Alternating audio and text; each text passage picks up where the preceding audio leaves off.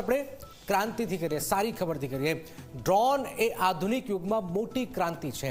ડ્રોનનો અનેક જગ્યાએ ઉપયોગ પણ થઈ રહ્યો છે।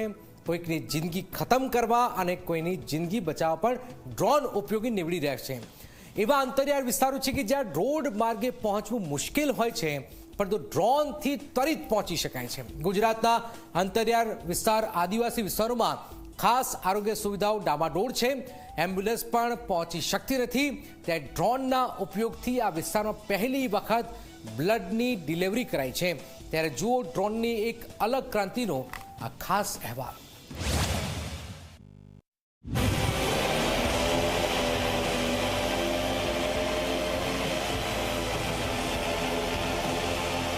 21મી સદીમાં ડ્રોન લાવી રહ્યું છે ક્રાંતિ।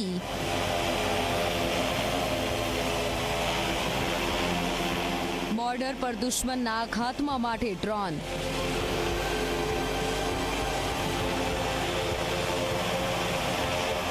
હવે કોઈનો જીવ બચાવવા માટે ડ્રોન।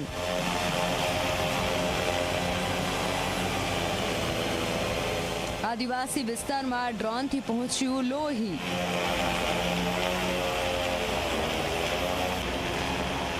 વડોદરાની ઇન્દુ બ્લડ બેંકની ખાસ ડ્રોન સેવા।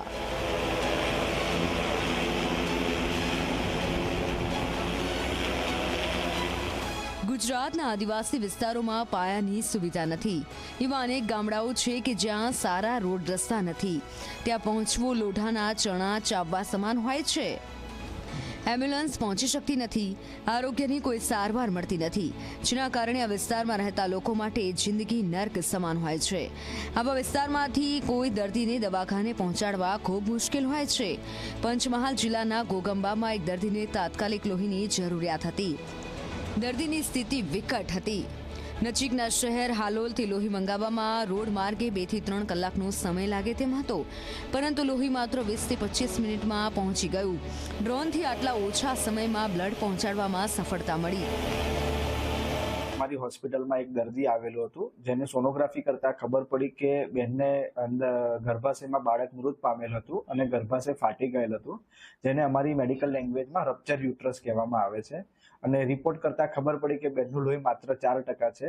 પણ આવા કેસમાં અમારે તાત્કાલિક ઓપરેશન કરવું પડે એમ હતું, પરંતુ લોહીની સુવિધા ન હોવાના કારણે અમને થોડીક તકલીફ પડતી હતી। પછી અમે હાલોલ ખાતે આવેલ ઇન્દુ બ્લડ સેન્ટરમાં કોન્ટેક્ટ કર્યો અને ત્યાંથી અમને તાત્કાલિક 4 બોટલ ઇમરજન્સીમાં ડ્રોન મારફતે માત્ર 25 જ મિનિટમાં હાલોલથી ઘોગંબા અમારી હોસ્પિટલમાં મોકલી આપવામાં આવેલ હતા, જેથી અમે દર્દીનું સફળતાપૂર્વક ઓપરેશન કર્યું અને દર્દીનો જીવ બચી ગયો। વડોદરાની ઇન્દુ બ્લડ બેંકે ડ્રોન ટેકનોલોજીથી ફ્રીમાં લોહી પહોંચાડવાની આ સેવા શરૂ કરી છે। આ જ હિન્દુ બ્લડ બેંકે હાલોલથી ગોગંબા 35 કિલોમીટરનું અંતર કાપીને કોઈનો જીવ બચાવી લીધો। આ સંસ્થાએ છેલ્લા 3 મહિનામાં 2 ડ્રોનથી 8 જેટલા દર્દીઓને અંતરિયાળ વિસ્તારમાં લોહીની સફળ ડિલિવરી કરી છે। આ પ્રોજેક્ટ પોલીકેબ ઇન્ડિયાના સહયોગથી શરૂ કરાયો છે। ડ્રોન વડોદરાની બેટર લેબ ઇન્ડિયા કંપનીએ પૂરા પાડ્યા છે। આદિવાસી લોકોમાં સિકલ સેલ એનિમિયા એ બહુ જ પ્રચલિત રોગ છે। થેલાસેમિયા પણ ઘણા બધા કેસોમાં જોવા મળે છે। જ્યારે સગર્ભા માતાઓને જરૂર પડે, જ્યારે એક્સિડન્ટમાં જરૂરિયાત પડે, દિવસે જરૂર પડે કે રાત્રે જરૂર પડે, ત્યારે એમને લોહી મળી રહે તે પ્રકારનો પ્રયત્ન અને એનો પાયલોટ પ્રોજેક્ટ જાન્યુઆરી 2025થી શરૂ કરવામાં આવ્યો।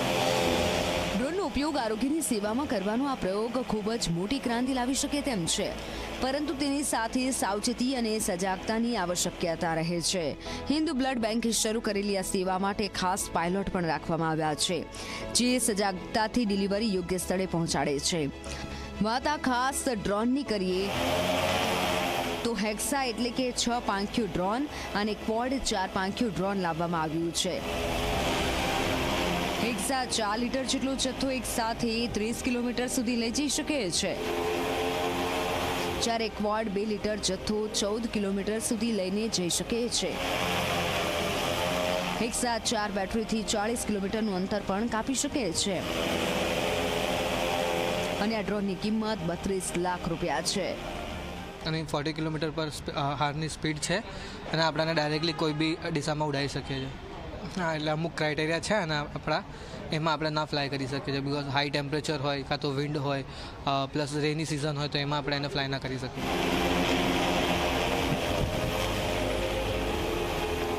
ગુજરાતમાં કદાચ પહેલી વખત શરૂ થયેલી આ સેવા મોટી ક્રાંતિ લાવશે તે નક્કી છે.